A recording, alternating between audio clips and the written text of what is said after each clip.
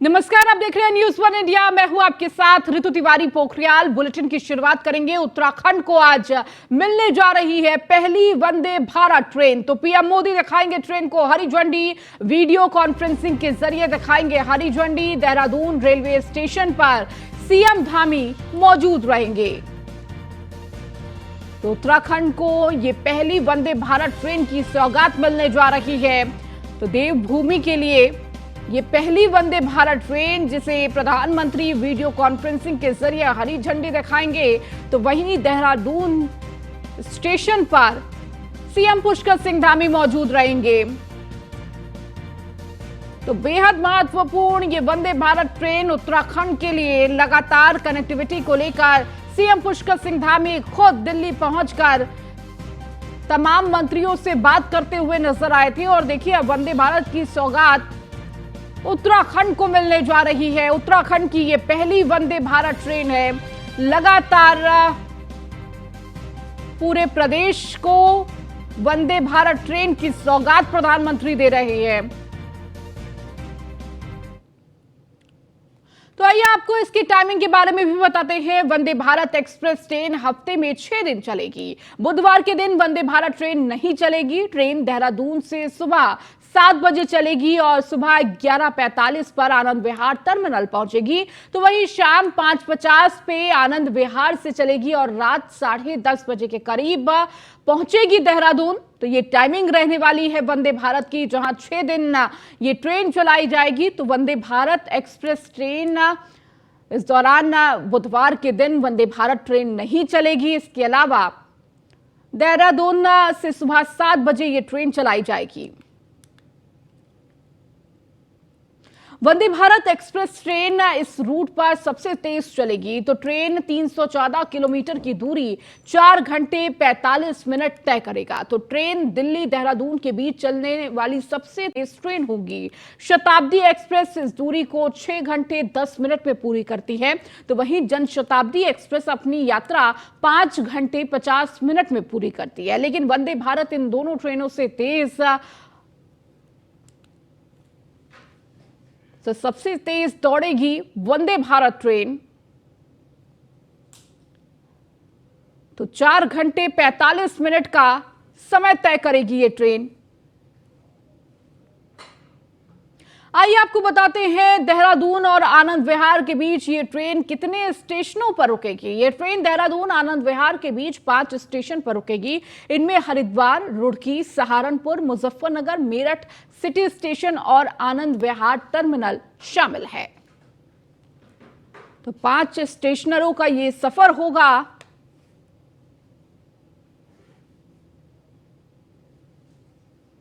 तो आइए आपको इसके किराए और इसके कोच के बारे में भी बता देते हैं। ट्रेन के किराए के बारे में अब तक स्थिति साफ नहीं हुई है। ट्रेन 180 किलोमीटर प्रति घंटे की रफ्तार से दौड़ सकती है। वंदे भारत एक्सप्रेस में 4 कोच होंगे, माफ कीजिएगा 8 कोच होंगे और इसमें एसी चेयर कार और एग्जीक्यूटिव चेयर कार होगी।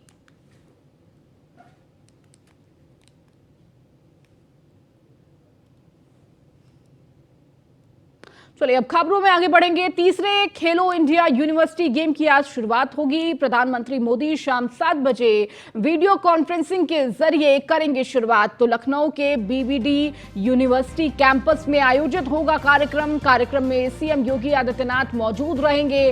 केंद्रीय खेल मंत्री अनुराग ठाकुर भी मौजूद रहेंगे। लॉन्च इवेंट में मशहूर सिंगर कैलाश खेर की परफॉर्मेंस भी होगी। वाराणसी में 3 जून को बीएचयू में खेलों का होगा समापन।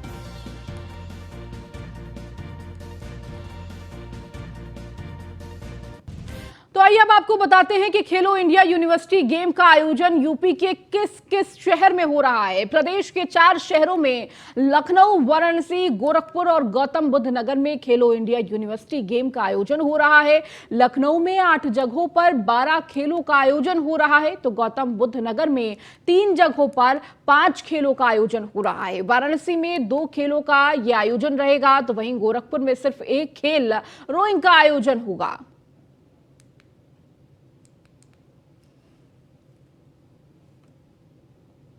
आज दो जिलों के दौरे पर सीएम योगी आदित्यनाथ रहने वाले हैं। सहारनपुर और मुजफ्फरनगर का दौरा रहेगा। सीएम योगी कई कार्यक्रमों में हिस्सा लेंगे।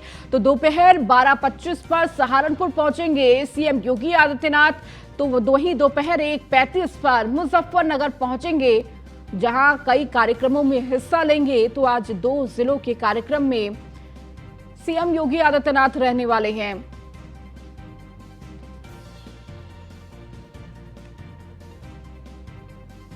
सीएम योगी आदित्यनाथ का मिनट टू मिनट कार्यक्रम क्या रहेगा वो भी आपको बता देते हैं। सुबह 11 बजे लखनऊ से रवाना होंगे सीएम योगी। दोपहर 12:25 पर सहारनपुर के सरसावा एयरपोर्ट पहुंचेंगे। इसके साथ ही दोपहर 12:45 पर शाकुंभी यूनिवर्सिटी जाएंगे। यूनिवर्सिटी में निर्माण कार्यों का निरीक्षण करेंगे। अधिकारियों के साथ सीएम योगी करेंगे बैठक। तो दोपहर 1:15 पर सहारनपुर से होंगे रवाना। तो दोपहर 1:35 पर मुजफ्फरनगर के खतौली पहुंचेंगे। खतौली में आयोजित कार्यक्रम में शामिल होंगे।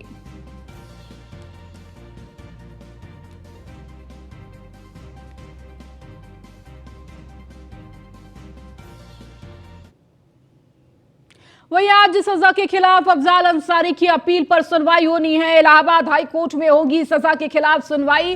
कल मामले में हाई कोर्ट में टल गई थी सुनवाई। अफजाल अंसारी को गैंगस्टर एक्ट में 4 साल की सजा गाजीपुर के एमपी एमएलए कोर्ट ने सुनाई थी। ये सजा फैसले के खिलाफ अफजाल अंसारी ने दायर की है याचिका।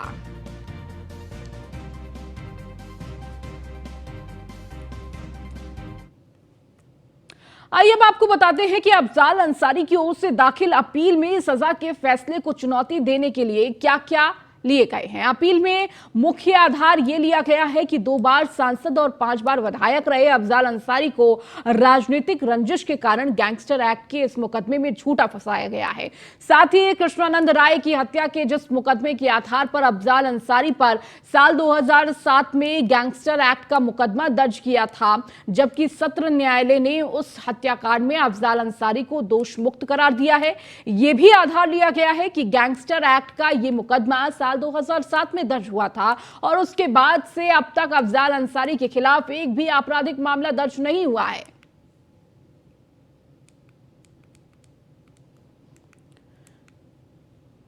तो आज दाखिल याचिका पर सुनवाई होनी है। कई आधार रखे गए हैं। जहां 2007 के बाद कोई मुकदमा नहीं दर्ज हुआ, इसका भी आधार रखा गया है। सजा के फैसले को चुनौती में कई बातें मेंशन की गई हैं। अफजाल अंसारी 2 बार एमपी और 5 बार विधायक रहे हैं।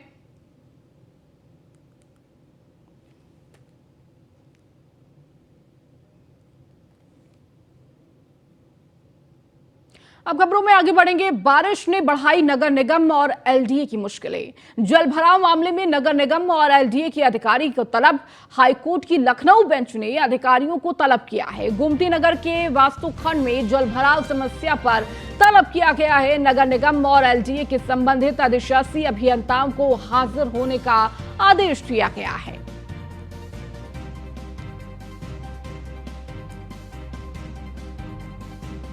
तो गोमती नगर के वास्तुखंड में जल भराव समस्या का तलब किया गया। नगर निगम और एलडीए के संबंधित अधिशासी अभियंताओं को हाजिर होने का आदेश दिया गया है। तो बारिश ने नगर निगम और एलडीए की मुश्किलें बढ़ाई है। जल भराव मामले में नगर निगम और एलडीए के अधिकारियों को तलब किया गया है।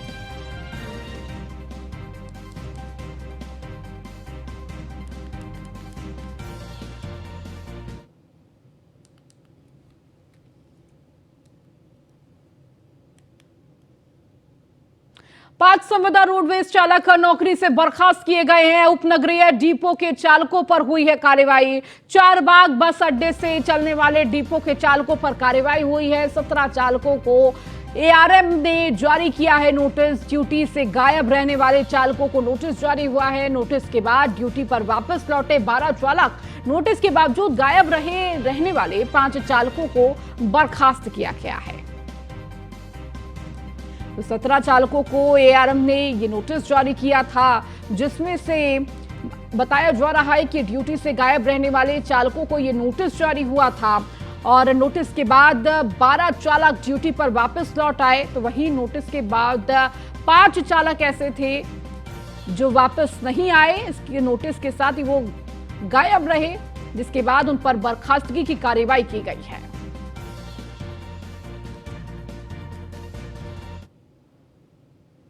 वहीं 8 करोड़ से संवारा जाएगा सिटी स्टेशन। रेल मंत्रालय ने अमृत भारत स्टेशन योजना के तहत दी है मंजूरी। स्टेशन को विकसित करने का मास्टर प्लान तैयार। स्टेशन के सुंदरीकरण में दिखेगी लखनवी विरासत की झलक। तो प्लेटफॉर्म पर लगेगी सफेद फसाइड लाइट, डिस्प्ले बोर्ड, डिजिटल गाड़ियां। तो वहीं प्लेटफॉर्म पर उपलब्ध होंगी कोच गाइडेंस सिस्टम जैसी सुविधाएं। तो स्टेशन के सुंदरीकरण में दिखेगा लखनवी विरासत की झलक। तो प्लेटफॉर्म पर लगेगी सफेद फसाइड लाइट, डिस्प्ले बोर्ड और डिजिटल घड़ियां। चलिए अब बात झांसी की करेंगे, जहां पर डीजे बजाने को लेकर दो पक्षों में विवाद हो गया। दो पक्षों में जमकर हुआ पथराव। घटना में एक व्यक्ति गंभीर रूप से घायल हुआ है। मौके पर बड़ी संख्या में पुलिस बल। सीओ श्वेता कुमारी मौके पर मौजूद। चुनावी रंजिश के चलते हुआ विवाद, ये सूत्रों के हवाले से बताया जा रहा है। थाना मोट के मोहल्ला मदारगंज का ये पूरा मामला है।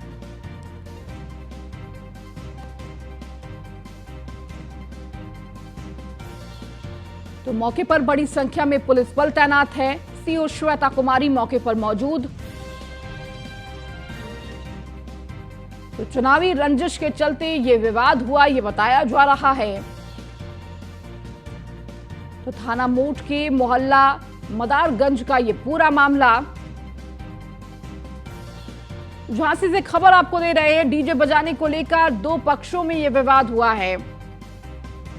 तो दो पक्षों में जमकर पथराव हुआ।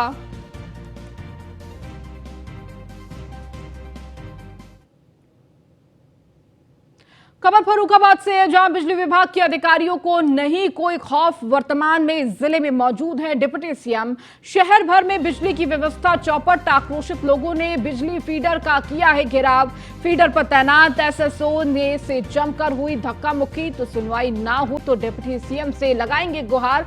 स्थानीय लोगों का यह कहना है कि थाना कादरी गेट क्षेत्र के ठंडी सड़क के फीडर का मामला।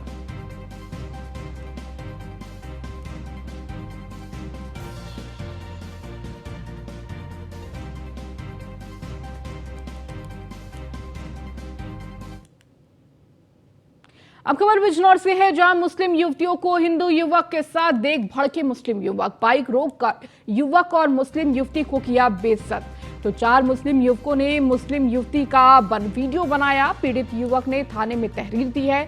पुलिस ने चारों आरोपियों को गिरफ्तार कर जेल भेजा है। थाना शेरकोट के अफजलगढ़ रोड का ये पूरा मामला है।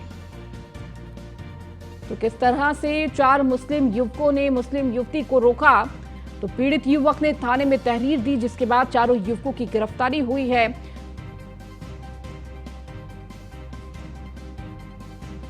तो आप वीडियो भी देख सकते हैं किस तरह से एक बाइक पर ये युवतियां जा रही थी, जहां दूसरी बाइक पर सवार युवकों ने बाइक रोककर युवक और मुस्लिम युवती की बेइज्जती की। और देखिए किस तरीके से वीडियो भी बनाते ये युवक नजर आए। इसका विरोध भी किया, लेकिन उसके बावजूद ये युवक लगातार वीडियो बनाते रहे, जिसके बाद पीड़ित युवक ने थाने में तहरीर दी है। तो पुलिस ने चारों आरोपियों को गिरफ्तार कर जेल भेज दिया है। तो थाना शेरकोट के अफजलगढ़ रोड का ये पूरा मामला है। और अधिक जानकारी के साथ फैजल हमारे संवाददाता हमारे साथ जुड़ चुके हैं। फैजल, देखिए लगातार ऐसे मामले सामने आ रहे हैं जहां कोई भी मुस्लिम युवतियां किसी के साथ युवक के साथ जाते हुए नजर आती हैं, तो किस तरह से जो मुस्लिम युवक हैं वो लगातार इसका विरोध कर रहे हैं, और यही तस्वीर निकलकर सामने आई है बिजनौर से भी।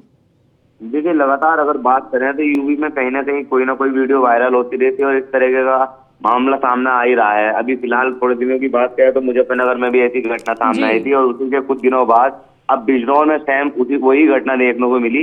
एक बाइक पर जो हिंदू लड़का था, लेकिन वो उनके गाँव का बताया गया, वो उन्हें बाइक पर लेके घर जा रहा था। तो रास्ते में देखा मुस्लिम युवकों ने और उस लड़की और उस लड़के को रोका और उसका कहा मास्क हटा, और लड़कियों ने भी कहा कि मास्क हटा, और उनके साथ बताया जा रहा है कि लड़के के साथ मारपीट भी की शायद। विनोद उसका नाम था, और जी। वीडियो वायरल कर दी। जब वीडियो वायरल करी तो 20 मई से अब वो वीडियो वायरल हो रही थी, लेकिन उस वीडियो का जो संज्ञान लिया एसपी नीरज कुमार जादव ने, तत्काल प्रभाव संज्ञान लिया और अज्ञातों के खिलाफ मुकदमा दर्ज कर दिया। जब मुकदमा दर्ज हो गया तो पुलिस हाई अलर्ट हो गई और बहुत बारीकी से जांच करने लगी। बारीकी से जांच में पता ये चला ये 6 लोग थे, जिसमें 4 लोगों को गिरफ्तार कर लिया गया है और 2 लोग अभी फिलहाल बचे हैं जिनकी गिरफ्तारी अभी शेष है। अगर बात किया है इनके नामों की तो इनके नाम इस प्रकार है। पहले का नाम जो पहचान हुई है वो अल्तमस बताया गया है, फरदीन, मोहम्मद अनस, बिट्टू और आमिर। और जो फिलहाल जो बाकी के हैं वो जो पकड़ में आ जाएंगे तभी पता चल पाएगी। ठीक है, बहुत शुक्रिया फैजल इस जानकारी को देने के लिए। अब खबर रायबरेली से, जहां पूर्व मंत्री का नाती धोखाधड़ी और गैंगस्टर केस में गिरफ्तार हुआ है। पूर्व शिक्षा मंत्री स्वर्गीय सुनीता सिंह चौहान का नाती है शरद सिंह। देहरादून पुलिस ने आवास से गिरफ्तार किया है। आरोपी शरद सिंह पर 25,000 रुपए का इनाम था। 1,82,00,000 रुपए की धोखाधड़ी का आरोप है। 1 साल से फरार चल रहा था आरोपी शरद। पीएनबी हाउसिंग फाइनेंस लिमिटेड में की थी धोखाधड़ी, तो शाखा प्रबंधन हेमंत पद से दर्ज करवाया था मुकदमा। तो आरोपी शरद सिंह पर 25,000 रुपए का इनाम था, तो 1,82,00,000 रुपए की धोखाधड़ी का आरोप लगा था, जिसके बाद ये गिरफ्तारी हुई है।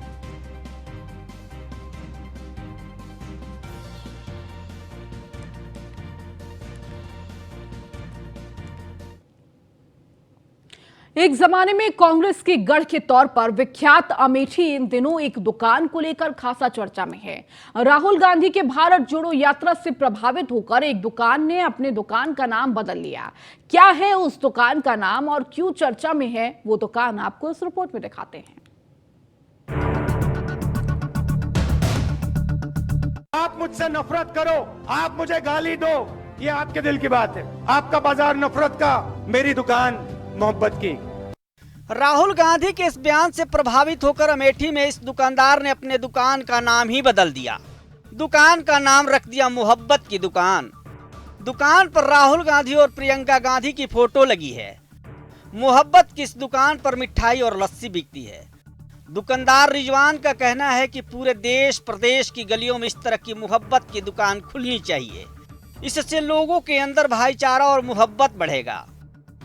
मैसेज ये देना चाह रहे थे कि मोहब्बत की दुकान पूरे देश में, पूरे देश की गलियों में, प्रदेश में खुलनी चाहिए कि, लेकिन मोहब्बत से तो मोहब्बत बढ़ेगी ना, मोहब्बत से मोहब्बत घटेगी थोड़ी, बढ़ती जाएगी। रिजवान ने बताया कि वो राहुल गांधी की यात्रा में गाजियाबाद गया था, जहां पर राहुल गांधी ने बोला था कि अब मोहब्बत की दुकान खोली जाएगी, जिससे मैं प्रभावित हो गया और अपनी दुकान का नाम मोहब्बत की दुकान कर लिया। हम गए थे भारत जोड़ो यात्रा में गाजियाबाद, दिल्ली गाजियाबाद, तो वहाँ राहुल जी ने ये कहा था कि मोहब्बत की दुकान खोली जाएगी, तो बस वो हमारे प्रभावित हो गए, उसी में जो हमने आगे। कांग्रेस का गढ़ है अमेठी के जायस में मोहब्बत की दुकान आकर्षण और चर्चा का विषय बनी है। कुछ लोग इसे अच्छा कदम बता रहे हैं।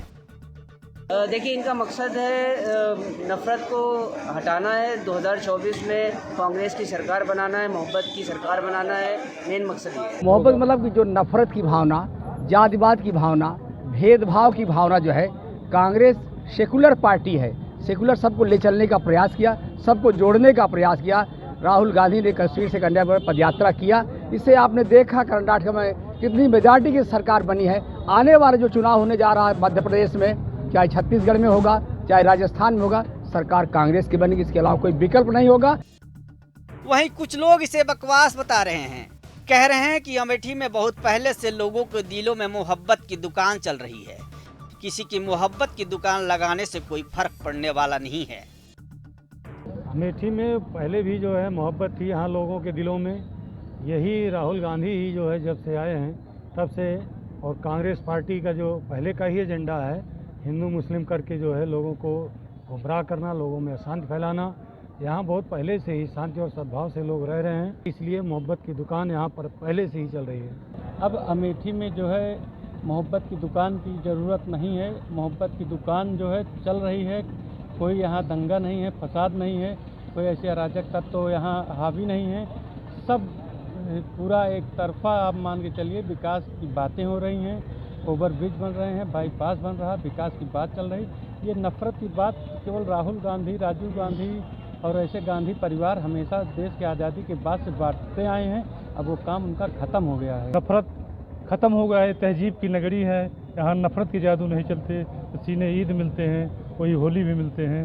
भारतीय नेतृत्व जिस योजना से चल रहा है, पूरे विश्व को विश्व बंधुत्व की योजना में ले जा रहा है। और उन्होंने 70 साल तो उनके परिवार वालों ने मोहब्बतें दुकान चलाई, देश नहीं चलाया। देश तो उस जगह पे लेके चले गए राहुल गांधी या इंदिरा गांधी और जवाहरलाल नेहरू कि वहाँ से हम लौट नहीं सकते हैं। ये तो सिर्फ मोहब्बत ही कह के उन्होंने अमेठी छोड़ दिया। अगर उनको मोहब्बत की दुकान चलानी होती तो अमेठी में रुके रहते। खैर, लोगों का अपना अपना नजरिया है। बड़ी बात यह है कि राहुल गांधी ने जब ये बयान दिया होगा तब शायद उन्होंने सोचा नहीं होगा। उनकी इस बात का असर कुछ यूं होगा कि लोग अपनी दुकान का नाम बदलकर ही मोहब्बत की दुकान रख लेंगे। अमेठी से हंसराज सिंह की रिपोर्ट। आप मुझसे नफरत करो, आप मुझे गाली दो, ये आपके दिल की बात है। आपका बाजार नफरत का, मेरी दुकान मोहब्बत की।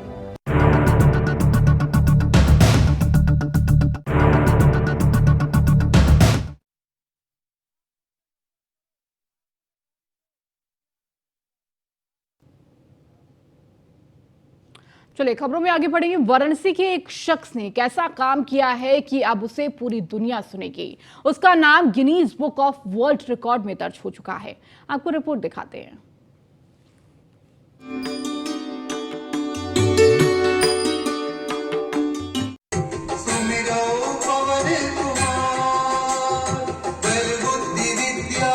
आज रामचरितमानस का गीत अब विश्व का सबसे लंबा गीत बन चुका है। Guinness book of world record में नाम दर्ज कर चुका है। 138 घंटे 41 मिनट और 20 सेकेंड के इस गीत को काशी के डॉक्टर जगदीश पिल्लई ने आवाज दी है।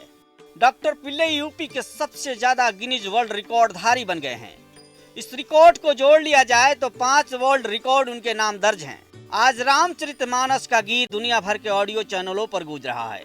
बुधवार को आयुष मंत्री डॉक्टर दयाशंकर मिश्र दयालु ने डॉक्टर जगदीश पिल्लई के गिनीज प्रमाण पत्र का लोकार्पण किया और उन्हें शुभकामनाएं दी।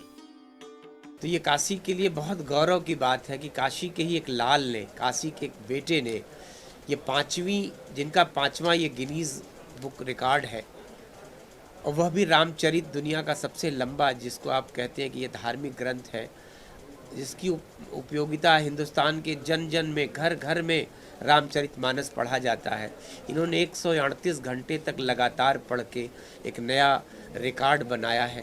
काशी में इनका ये 5वां गिनीज रिकॉर्ड है। तो मुझको लगता है कि ये काशी के एक महान विभूति है, महान हस्ती है काशी की, जो काशी के गौरव नित्य प्रतिदिन बढ़ा रहे हैं। रामचरितमानस गाने के लिए डॉक्टर जगदीश पिल्लई ने खुद धुन बनाई, फिर किसी की मदद से उच्चारण को समझने का काम किया और फिर रिकॉर्डिंग का काम शुरू हुआ। और आज वो गीत दुनिया भर के 100 से अधिक ऑडियो चैनलों पर प्रसारित हो चुका है। अक्टूबर 2022 में मैंने उसकी रिकॉर्डिंग पूरी की। उसके बाद जो सबसे बड़ी दिक्कत आती है, इसको जो पूरे वर्ल्ड वाइड में जितने भी ऑडियो चैनल्स होते हैं, यूट्यूब में डालने से ऑफिशियल मान्यता नहीं मिलती। उसको डालना पड़ता है एप्पल म्यूज़िक, आईट्यून्स, स्पॉटिफाई और अमेज़न प्राइम, इस तरह के चैनल में डालना पड़ता है। इसके एक डिस्ट्रीब्यूशन चैनल होती हैं, उन लोगों के थ्रू उसको डिस्ट्रीब्यूट करना पड़ता है।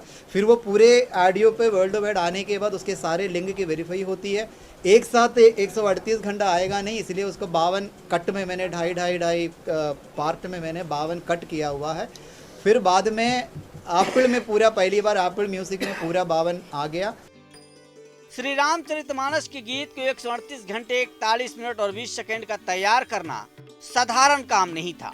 इससे पहले लंबा गाने का रिकॉर्ड अमेरिका और यूनाइटेड किंगडम के नाम था, लेकिन डॉक्टर जगदीश पिल्लई भी ठान चुके थे कि रामचरितमानस को वो विश्व पटल पर गीत के रूप में ला कर रहेंगे। तो मैंने 2016 में इंटरनेट पे देखा था दुनिया का सबसे लंबा गाना, तो वो किसी अमेरिकन के नाम था। ये जो चर्च में कोयर गाते हैं ना लोग, उसी कोयर को ही रिपीट कर करके लंबा गाना बनाया हुआ था। तो मेरे मन में ये बात आई, मैं रिकॉर्ड बनाने के लिए किया नहीं था, मन में ये आया कि हमारे भारत में 2 लाख 3 लाख श्लोकों वाला रामायण महाभारत जब है, तो दुनिया का सबसे लंबा गाने का हक हमारे भारत में होना चाहिए। और उन लोगों ने कोयर गा के या इंस्ट्रूमेंटल गा के बना के रखा था, किसी ने गा के नहीं डाला हुआ था। तो मैंने रामचरितमानस गाने की कोशिश की, तो वो 40-50 घंटे में तो पूरा रामचरितमानस ख़त्म हो जाता है। तो बीच बीच में उसमें एक विश्राम आता है, उसी जगह पे मुझे भजन कीर्तन करना पड़ा। करके करीब 138 घंटा मैंने किया। सनातन धर्म में रामायण महाभारत जैसे महान ग्रंथ हैं, उन्हें ऑडियो के रूप में तैयार करना आसान काम नहीं है। डॉक्टर जगदीश पिल्लई को भी इस काम में 4 साल लगे, लेकिन जब उनकी मेहनत रंग लाई तो पूरे विश्व में उनकी सफलता की डंका बज रही है। न्यूज़ 1 इंडिया उनकी इस कामयाबी को सलाम करता है। बनारस से संतोष ओझा की रिपोर्ट।